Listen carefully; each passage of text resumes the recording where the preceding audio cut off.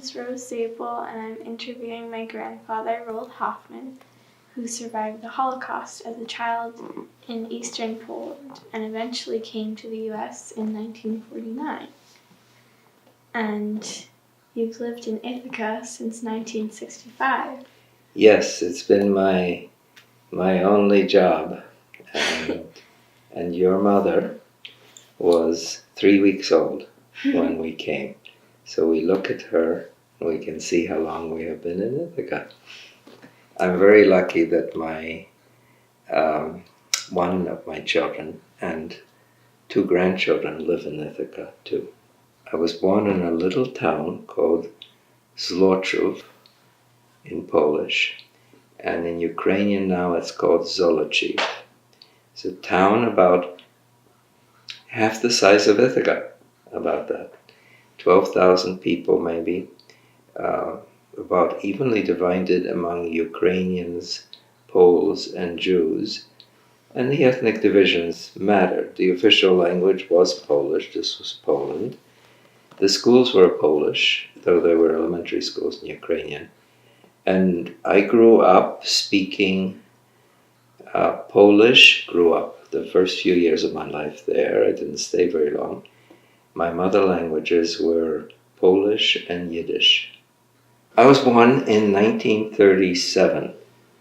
So this year I'm in 2017, I will be 80 years old.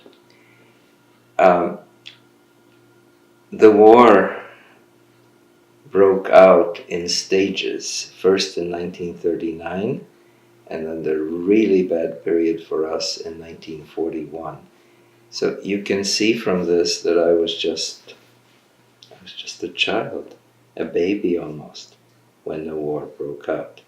I was the first child of my mother and father, and I grew up in a happy sort of middle-class home. My mother's father owned a store which sold sewing things, thread, ribbons, tape, fabrics on the first floor of the house we lived in. And we lived in the same house. My father, Hillel Safran, our name was not Hoffmann, and I can tell you that story.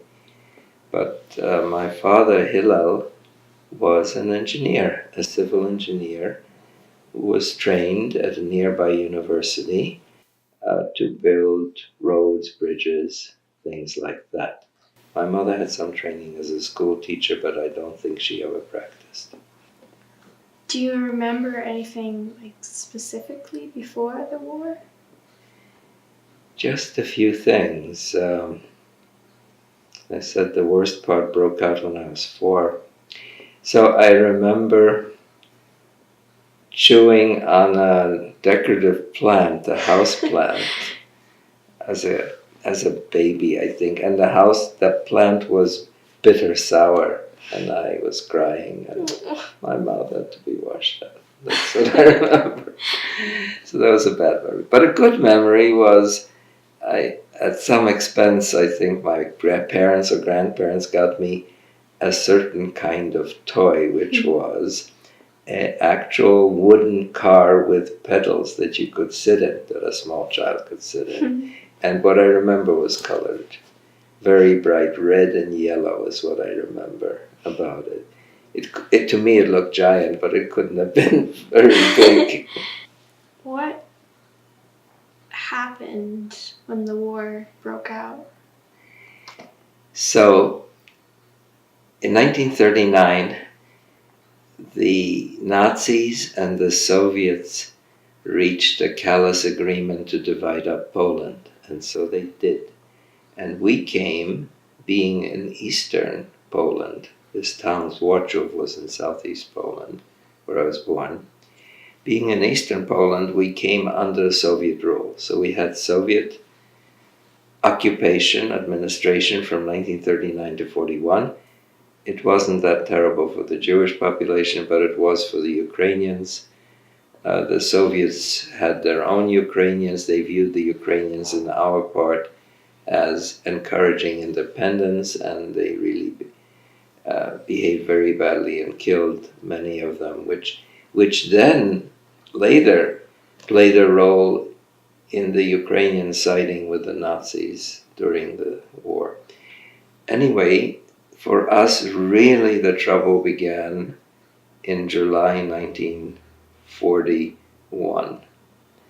And what I'm telling you is from my mother, nothing I remember very much. There's just one snatch I remember of running for shelter in one place, to hide in an attic and crying. But the Nazis invaded the Soviet Union, came into our part within a week, and that first week was terrible. And in that first week they didn't have the killing machines of the concentration camps organized yet. Behind this is this crazy, ununderstandable obsession with anti-Semitism and with killing the Jews, who were hardly fighting them in any way. But there was also bad feelings about Slavs, about Poles, Ukrainians, and Russians, anyone they subjugated. Anyway, they sent in some killing squads, which were groups of SS men who set up at the castle and then used the local Ukrainian police and population that was collaborating with them to round up the Jews, because the Germans had no way of knowing who was Jewish in the local population. And in that first week of the war, my grandfather, my mother's father, was caught and was shot up at the castle. Castle above town is where they set up. And my uncle Abraham, who survived, was also shot there, but crawled out from among the dead with a bullet in his hand. To the end of his life, he had a fragment of the bullet. It was lodged too close to a nerve to remove. So he set off airplane alarms, for instance, when he went through them. But he survived. We were hiding in a house. We remained hidden in a house for a couple of days, then came out, stayed in the town, stayed in our house. But then in 1942, beginning, at this point I'm 4.5 years old. We went into a labor camp, Lotske it was called, in 1942, and stayed there all of 1942. The labor camps are a bit unheralded. In the romance of killing, the extermination camps rank at the top and people know about them, but there were thousands of labor camps. People in general did not get killed in them, but they died of disease, of malnutrition. One such was this camp. The camps were slave labor of Jews to do what? To repair, in this case, as far as I know from my mother and father, to repair the roads and bridges that the Soviets had blown up in retreat and that the Germans needed to repair. So they gave the job to an Austrian company, a construction company that ran the camp. These camps were sort of 300 to 500 people. They were moved with the work, and the people lived either in tents or they lived in old schoolhouses or old army barracks. And there was one German in the camp, one Nazi. And then maybe there was a guy from the working company, which was from Austria, that ran the thing. Then there were 20, 30 guards and 300, 500 people. The guards were armed, of course. The 20, 30 guards were from every nationality that collaborated with the Germans. There was supposed to be no children in the camp. There were children in the camp. This was not an extermination camp. The guards could be bribed. The unit of bribery was a bottle of vodka. If you needed something bigger from the guards, then you had to pay with the only things that had value, which was silver or gold. In wartime, money has no value. Nothing. Money didn't have any value. My mother and father and I and an aunt and an uncle were in that camp. My father was valuable to the Germans because he was an engineer who had built those very roads and bridges that had been destroyed. So he knew how to fix them. Actually, one of the only things we have in a war, from the war, since no one took any photographs, are some passes. Here they are. I don't want to take it out of the envelope, but what it says is that here is it's a permit to give to the person employed in the street construction in Złoczów, the Jew Hillel Safran, who is allowed to be in this such and such a place on this particular road, and he is allowed to be at such and such a time and to move there. And then it says Heil Hitler. And these are the only sort of pieces of paper that we have that are from that time. But we don't need the evidence. It's there in many different ways. Most of all in the people we lost. We were in that camp. What did my mother do in that camp? She said in her inimitable way that she ironed the lice. And what she meant was she washed the clothes and she got the lice out of them. And she cooked and she took care of me in that camp. So, your father died in the camp, right? Yes, he did eventually. And that was the greatest loss of my life then, early. What happened next was my father and a group of younger people in the camp prepared for an attempt to break out of the camp. The Germans had started sending people to the extermination camps. No, of course they didn't tell the people they were sending them to extermination camps. They sent them, they told them they were sending them to work someplace, but some people jumped out of the train, or a very few came back from the camps, walked back, and told people that the Germans were killing them. And no one wanted to believe them. But my father and his friends did believe. They were organized. They were socialists and Zionists. And they had attempted to organize a armed breakout from the camp. Where they got the arms was from some Jews who had the arms in the forest in what was called a partisan group. Among them, my Uncle Frank. And where did they have the weapons from? They had them from arsenals, deposits that the Russians had left behind. They were essentially an armed resistance group in a forest. The Nazis hunted them down, killed them. But they had some arms, and my father, who had access in and out of the camp, smuggled disassembled pistols and grenades into the camp. Meanwhile, in preparation for that, they found a friendly Ukrainian family called the Duke family, Mikola and Maria Duke. Mikola was the school teacher in a little village called Unyov, about 30 kilometers from Złoczów. They found this family who would be willing to hide us out. And in preparation for that, in January, beginning of January of 1943, after about a year in that labor camp, my mother and I were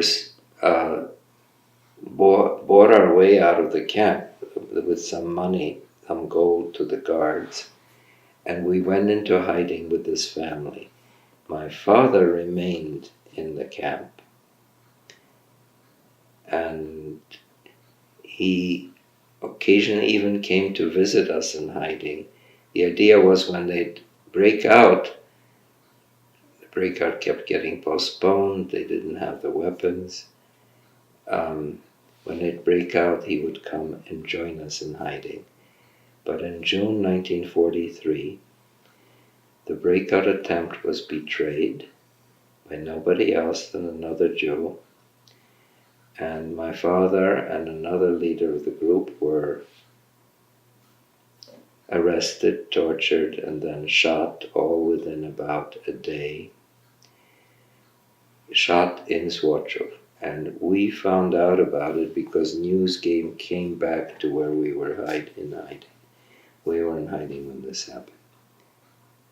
My mother tried not to cry, I think just to protect me, in the usual way that parents would do.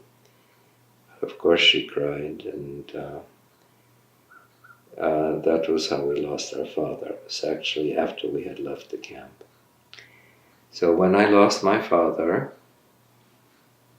I was almost 43, almost 6. I was 5.5 when we went into the hiding. I was 7 when we eventually came out. I was almost 6 when my father was killed. I'm really sorry you ever had to experience that. Yes.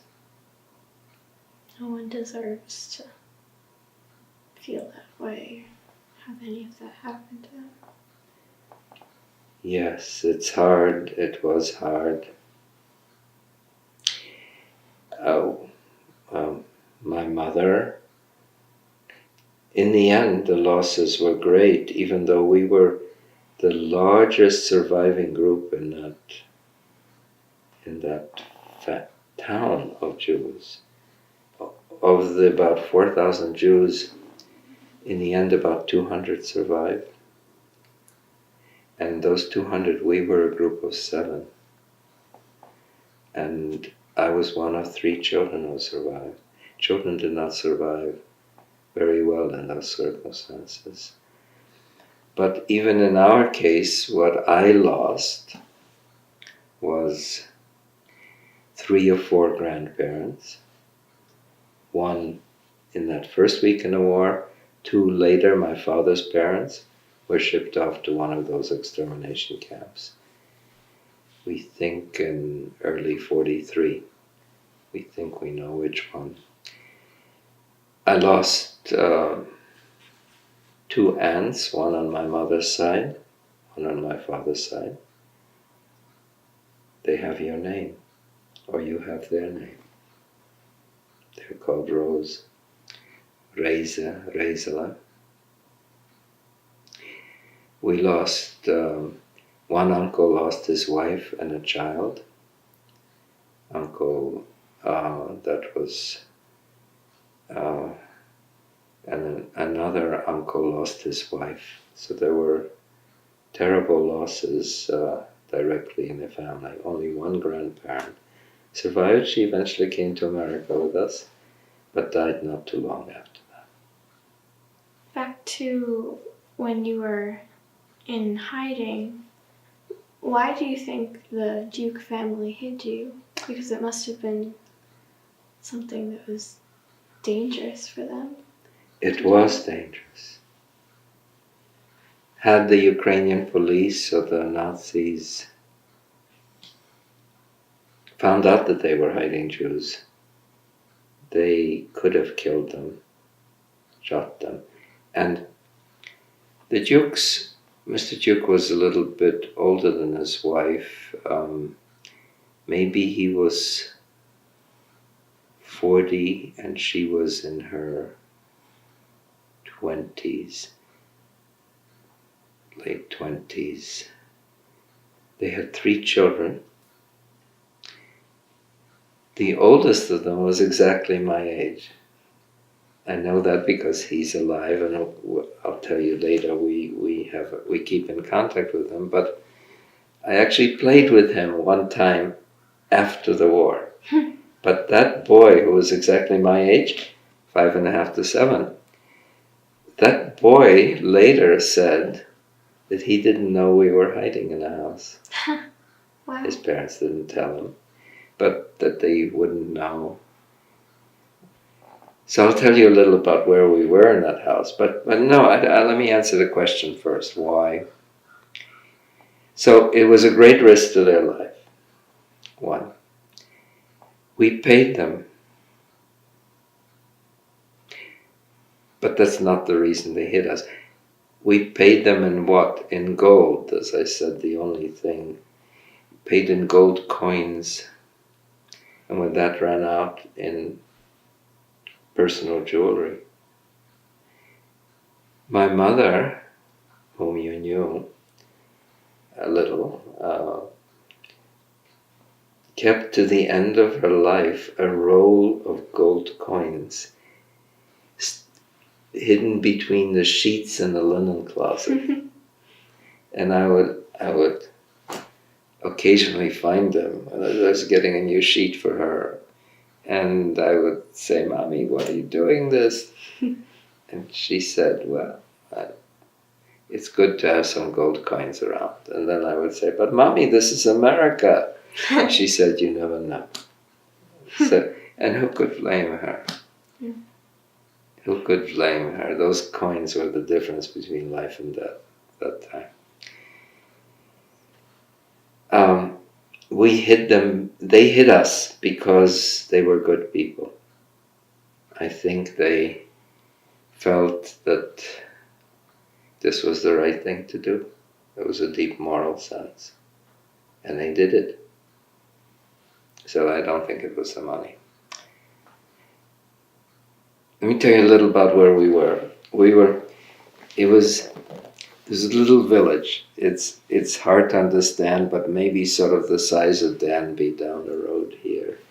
Maybe 50 houses, maybe 200 people. And there was one brick house. They were all wooden cottages. One brick house, that was the schoolhouse. It was a one-room schoolhouse in this village. Mm.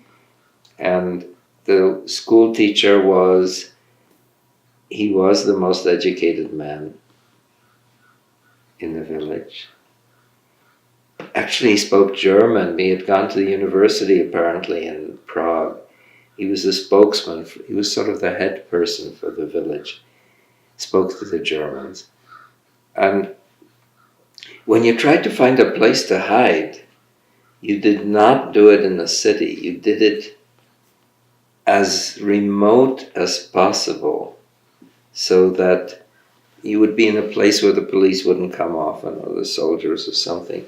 So that was the right place, a village somewhere far away. In that schoolhouse, in front was a schoolroom where 30 or so kids from the village went to the school of all ages. Then there was a passageway with 2 rooms for storing things. Then in the back, the school teacher lived in the schoolhouse. Actually, this is what happened in American schools on the frontier 150 years ago, too. He lived in a schoolhouse with his wife, and we were hidden in the attic. And we consisted of 5 people. My mother and I, then an uncle and an aunt, and then another uncle, the one who had the weapons in the forest, came in sick and went into hiding with us. 5 people. There were 2 windows in the attic, in this long attic which ran along the whole house. One in front was boarded up. One in back had a curtain over it, had wooden slats in it. The one in front opened up on a street. The one in back opened up on a yard where the school children went out to play, and where there were some outhouses where they went if they had to go to the toilet. I could watch through that little window the children play out there. They would go out of field of view. The slats were fixed. I couldn't move anything. There was a trapdoor. The teacher once a day, or his wife, brought up 2 pails, and we handed them 2 pails. Sometimes he brought up a newspaper. 1 pail was with food for the day, the other was toilet stuff. And they took that out, smelled, brought a new one up. That's how it was for almost a year up there. Then we went into a second hiding place because it was very cold. So winters in the Ukraine are pretty much like they are in Ithaca. 5 feet of snow, minus 20 for a week. The attic was open to the elements. That's how attics are. Air goes through them. Heat rose from the house. They had stoves downstairs. But we slept in all our clothes on, essentially with our coats on. It was judged we couldn't survive a second winter. The winters were very severe. So we moved down to a storeroom on the first floor. In that passageway between the school room and the teacher's apartments, there was a storage room. We went into there, 5 people in a space about 9 by 6 feet.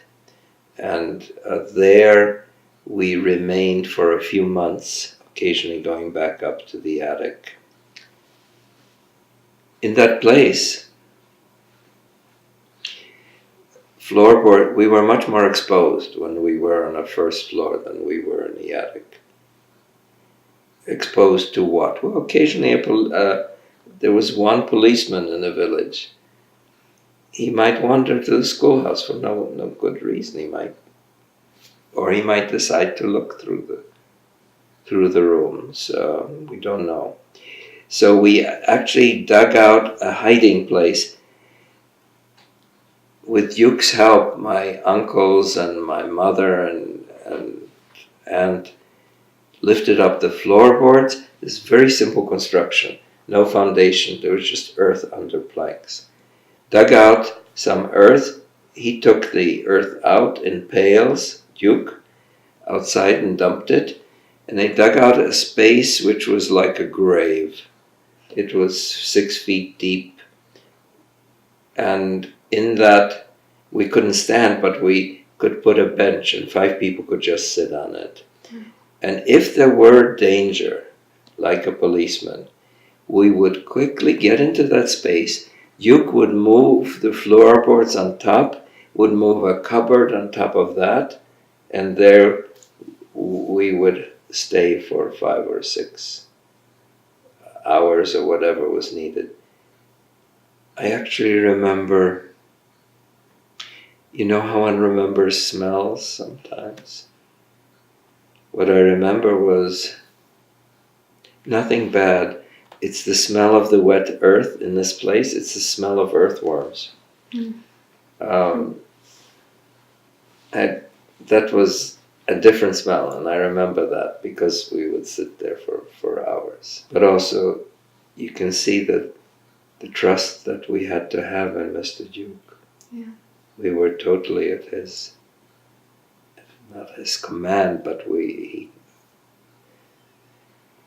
and there were people, Poles and Ukrainians, who took in Jews to hide and gave them away to the Germans. So we found a good man, a good family, and we owe them a lot.